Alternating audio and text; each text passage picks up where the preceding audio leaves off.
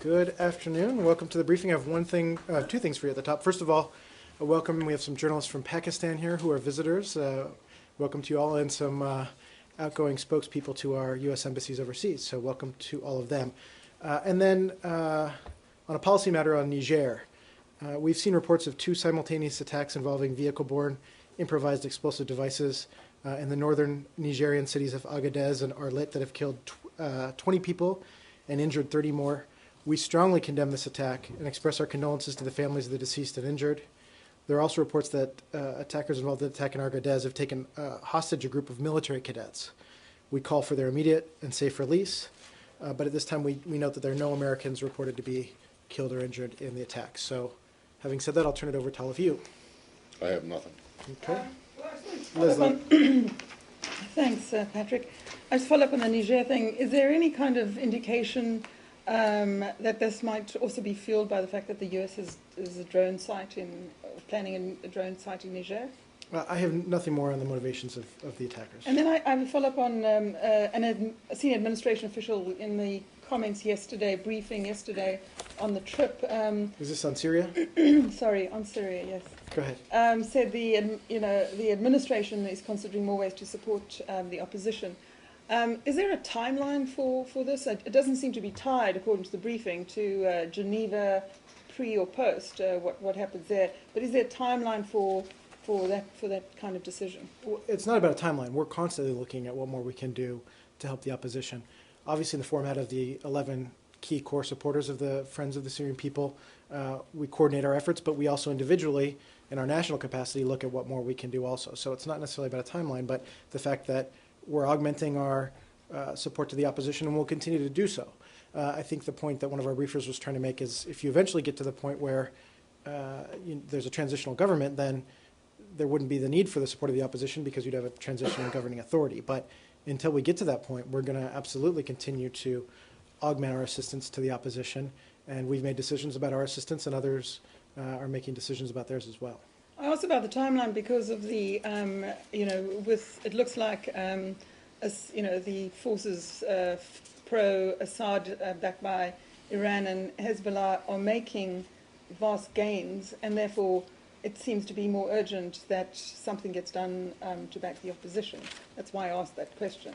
Well, it's long been urgent to support the Syrian opposition, and that's why we've had an upward trajectory for some time now. Of course, in the instance of Kisayar and some of the despicable violence there, we're talking about foreign intervention, Hezbollah fighters, a really dramatic escalation in the conflict. And so that's what's happening there. But in terms of our upward trajectory of assistance, that's something that's been ongoing, that runs in a parallel track to the political, the seeking the goal of a political transition. So the idea is to change the balance on the ground in terms of the military balance on the ground so that we can get to a negotiated political settlement.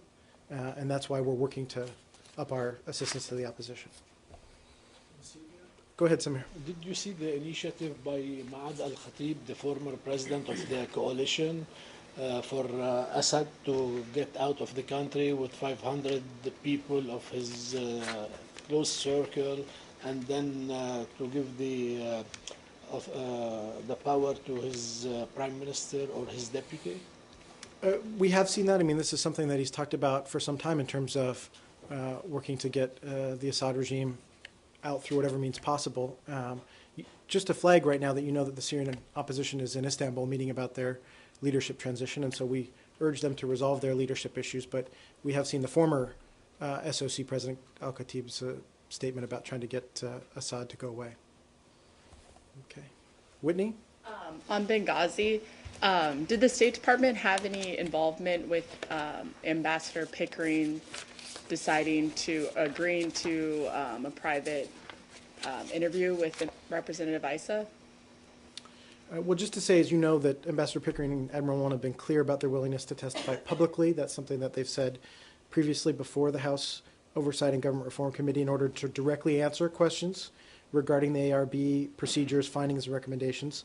We understand that Ambassador Pickering continues to consider himself to be under subpoena and will appear in accordance with that compulsory obligation for a deposition. We further understand that counsel for Ambassador Pickering and the committee have agreed upon a date for the deposition of June 3rd. And finally, we understand that the fact that a deposition has been scheduled does not preclude future discussions between Ambassador Pickering's counsel and the committee about the circumstances and rules for his appearance. So that's something that Ambassador Pickering and his outside counsel have been discussing with the committee directly. So the State Department has no involvement? I mean, again, this is somebody who has private counsel. He certainly was in his capacity in chairing the ARB, did that work inside the State Department, but he has retained private counsel in this matter. Has there been any further conversations with lawmakers between the State Department about future Benghazi hearings? You know, I'm not aware of a status update in terms of back and forth on future hearings. You know, there is correspondence that goes back and forth with us on the Hill, but I'm not aware of any future hearings at this point. And then on a separate topic, was former Secretary Clinton consulted with the tracking of my colleague James Rosen's State Department building swipe? And were any other employees interviewed in connection with the North Korea reporting that James Rosen did? I mean, my understanding, this is a law enforcement matter. I really refer to the Department of Justice for all details on that. In terms of our cooperation with the Department of Justice or the FBI on matters, that would be handled through diplomatic security channels and law enforcement channels. That's how that's done. So, but in principle, your DS doesn't have a problem turning over badge records to? Again, I'm not aware of the specific cooperation on this case, but Well, they got the records of his entry and egress. So you guys obviously I mean, they didn't make them up, I hope.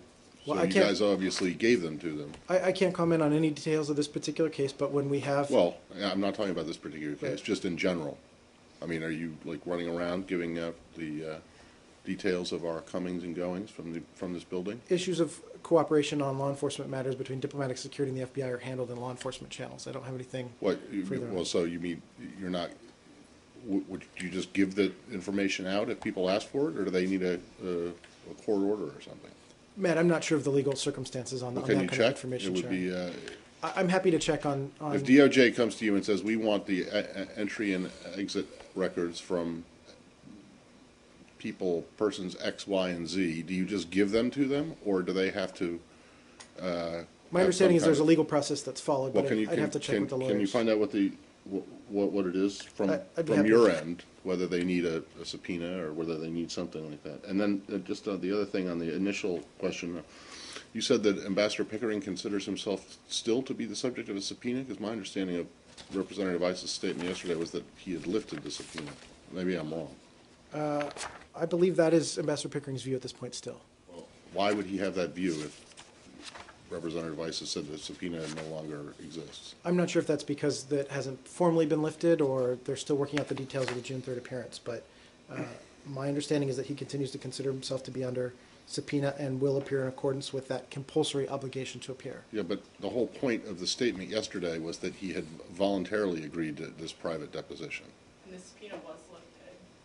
Well, these are the views that have been expressed and that I understand as of coming down here about it, half an hour ago. I can check again, but this was what I Okay, understood just to be. curious as to why he would think that he was still under the subject of a subpoena when the subpoena has been lifted, and if in fact he is not voluntarily if he has not voluntarily agreed, if he is doing this only because he thinks he's being compelled to by subpoena, then I would be interested to know why, since that doesn't really comport with the fact that, or with a statement that Representative Ice's office gave out yesterday. And then, so if you could I'd be check happy on to that, check in on that. thanks. And then the last one is, my understanding was that this deposition, whenever it takes, you say it's scheduled for June 3rd, does not, there will be an open hearing at some point at which Ambassador Pickering will appear. Is that part of the agreement for him to appear in private? Was that he would then get the chance to appear in public? And if so, has that hearing been scheduled, or is that entirely up to the committee? Well, we support Ambassador Pickering and Admiral Mullen's willingness to appear in public hearings and clarify the record, and we hope they'll be given that opportunity. But in the meantime, our understanding is that Chairman Issa has still opted for a compulsory deposition that is not public.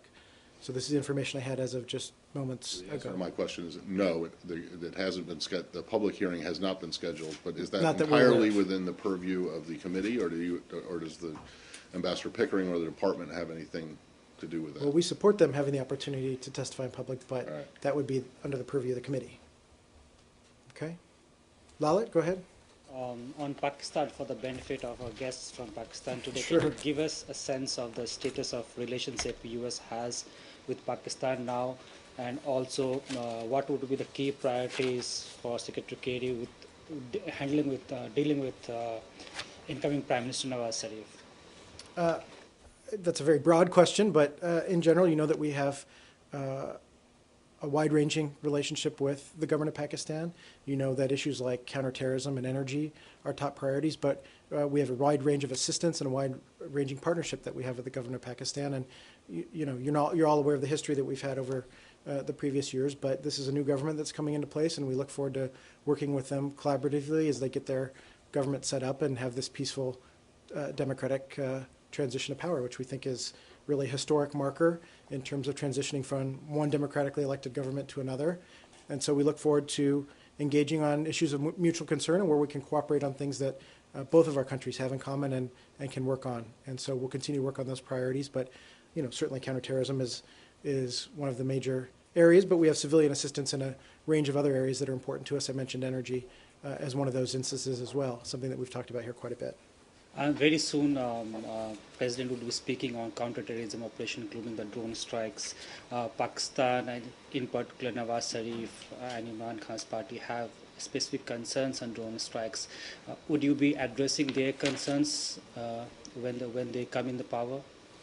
Well, the president is giving a major address here I'm looking at my watch here in about an hour, and so I'm going to refrain from any comment as he goes into that speech, but I do encourage all of you to tune in. Go ahead. Thank you. Let me ask you differently, Patrick. Do we see any change in the region? We have a new government soon in Pakistan, and also I understand Secretary is visiting India. If you can give some details, any changes as far as Afghanistan is going to be different things going next year? Are you asking about our relationship with Afghanistan or India or Pakistan? I heard three or four triangle different things. in the region. Any changes? Do you see any changes in the region? I mean, that's a very broad question. On Pakistan, you know that we've worked to identify our shared interests and act on them jointly. You know what's happening in Afghanistan in terms of our transition to an Afghan lead and our partnership there. And you know our deep relationship with the Indian government as well. So I don't have a specific, it doesn't sound like there's a specific news answer that you want in there, but that's probably where we are in the relationship. Can I just one more quickly? Can you confirm if Deputy Secretary Burns was in India recently, if he had delivered a letter from the President to the Prime Minister of India as far as his visit to the United States is concerned? And also, as I said, Secretary is now going to visit India. I don't have anything in terms of the Secretary's schedule or travel. I'd have to check in on the Deputy's visit, whether there was a letter. I don't have any information on that. On the letter, if I don't Deputy have Secretary any. Burns. I don't have any information on that. I'm happy to check into it. Thank you. Jamie, go ahead. Just to follow up on London yesterday. Yeah. Has there been any change in security posture for diplomats or diplomatic facilities in London or elsewhere in reaction to that? I'm not aware that our embassies put out any security message or any change for American citizens, but just to reiterate that we condemn yesterday's heinous attack in the Woolwich district of London, and we stand with our close ally, the United Kingdom, in the face of such violence and despicable acts. And of course, we send our deepest condolences to the family of the British soldier. So any of the rest of the details are referred to the government of the United Kingdom. Okay.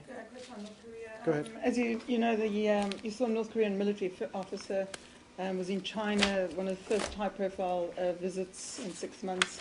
And China says that the North Korea is, obviously willing to go back to talks. Has anything been conveyed to the U.S. on this?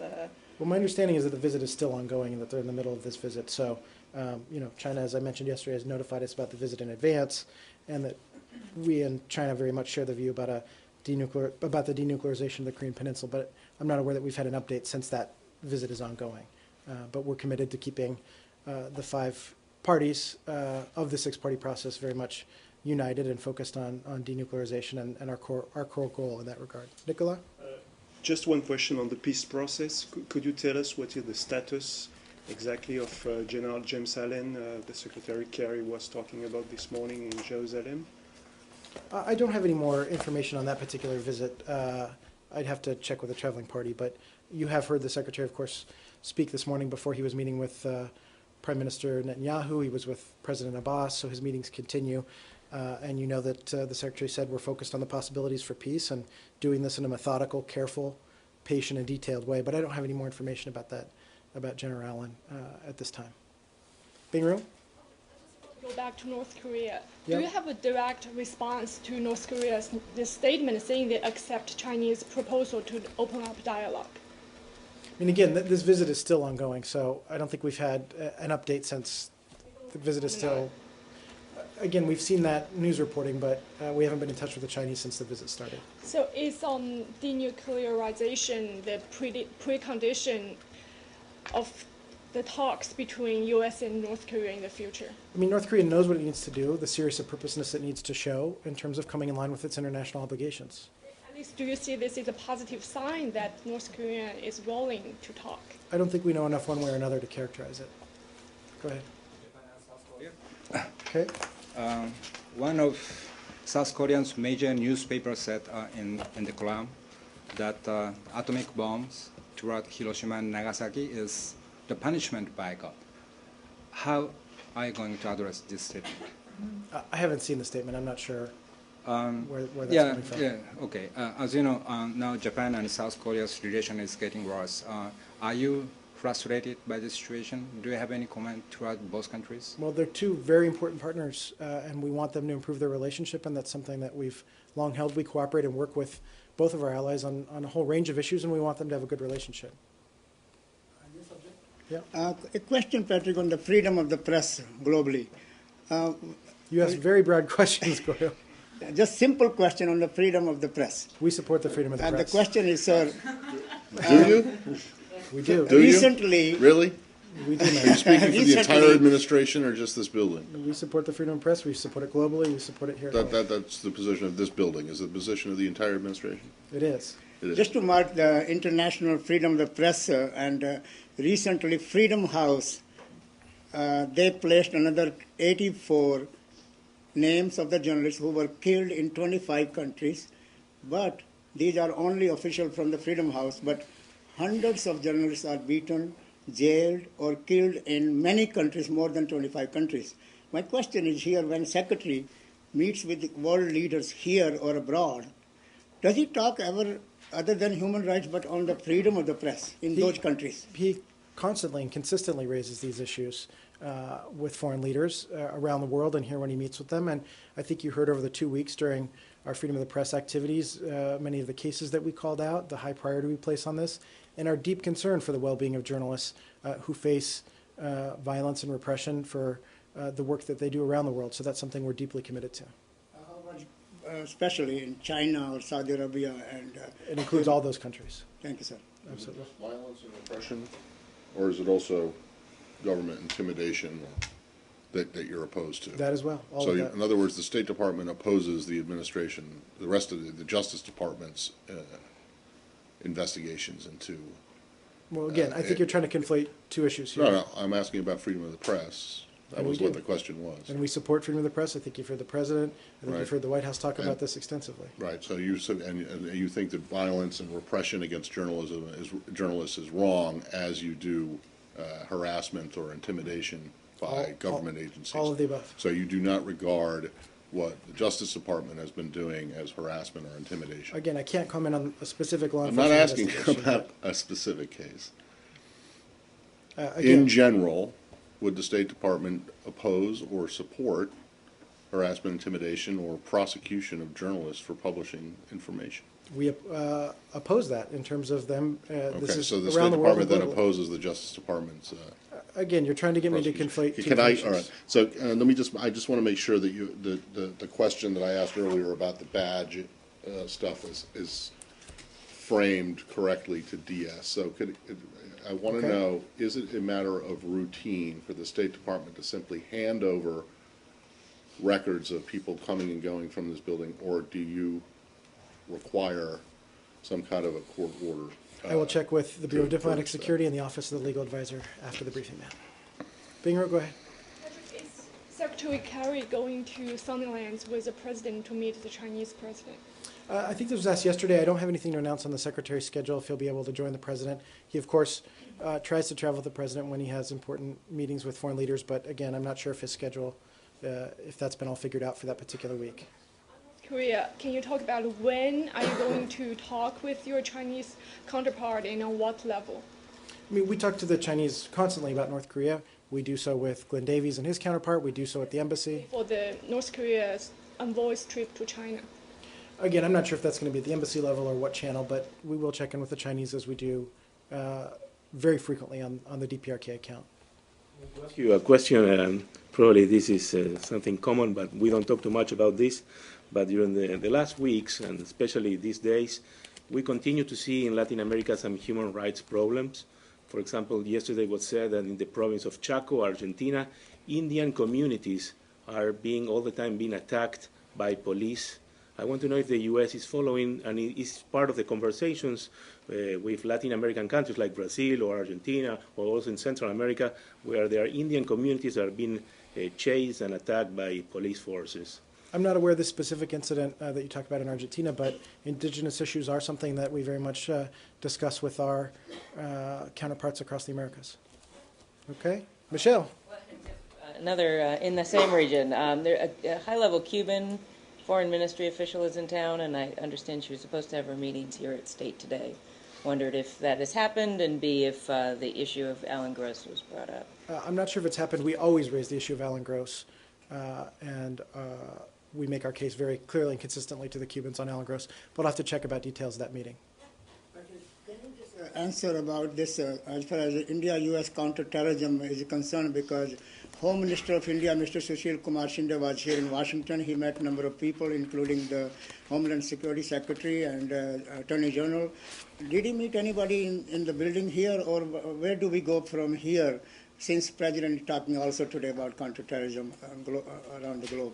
These meetings were primarily with the Department of Homeland Security, but we do have robust counterterrorism cooperation with the Government of India, but I refer to the Department of Homeland Security. The U.S. is following some situation going on in Venezuela where some recordings are being broadcasted related to government officials, and now it is said today there's going to be a second recording coming. Is the U.S. is following all this kind of scandal in Venezuela? I mean, we do watch the situation closely in Venezuela. I don't have a particular information about this recording of recording open in all the media regarding the government in Venezuela that created a scandal during the last 3 days. We are watching the situation closely. Okay? Thank you all.